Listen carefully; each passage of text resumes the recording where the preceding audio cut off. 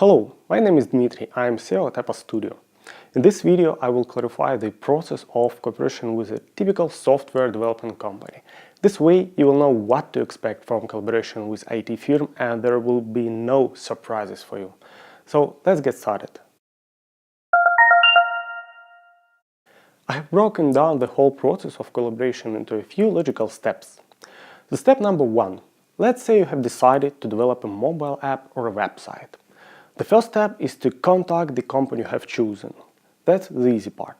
Step number 2. You will need to clarify your requirements. In general, all IT jobs can be divided into two types: support of an existing project or creation of a new one from scratch. The approach is different in each case, and this will likely be one of the first questions that the project manager will ask you. So let's say you need to build a new app. The next, third step is to provide detailed project specification.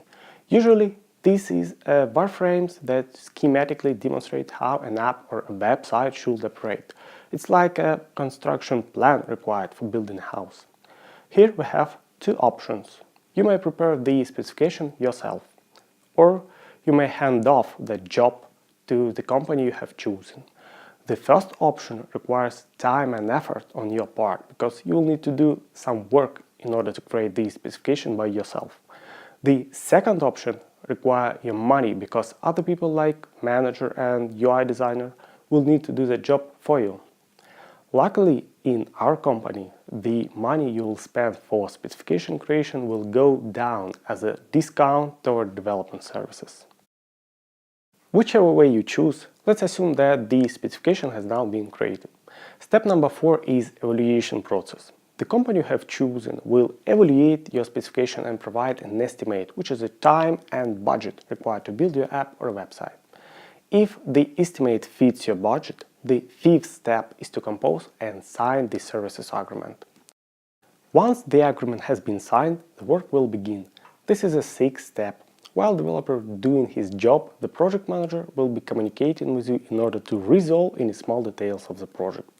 The work will continue until the first milestone has been reached, and then it will be time for the seventh step, validating the work. On this step, the project manager should demonstrate the achieved results. It could be linked to install a mobile app or a link to a website. On the first milestone, you will likely see a small portion of work completed, as the main work is yet to come. But please note that this is a step where you should make your first payment.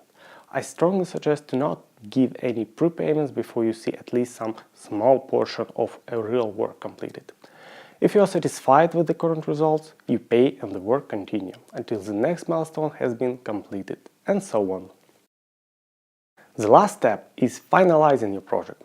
After you approve the job and the final payment was done, the contractor should send you all the resources of the work. Remember that all the labor that has been produced during the work on your project is de jure your property, as you paid for it. So demand the source code and graphic design assets. Also, the contractor should distribute your project for you. In the case of a mobile app, this means uploading your app to the App Store or Google Play. In the case of a website, this means uploading your website to a production server owned by you. That's it. I hope that I made the process of working with software development company more transparent for you. Thanks for watching and good luck with your project.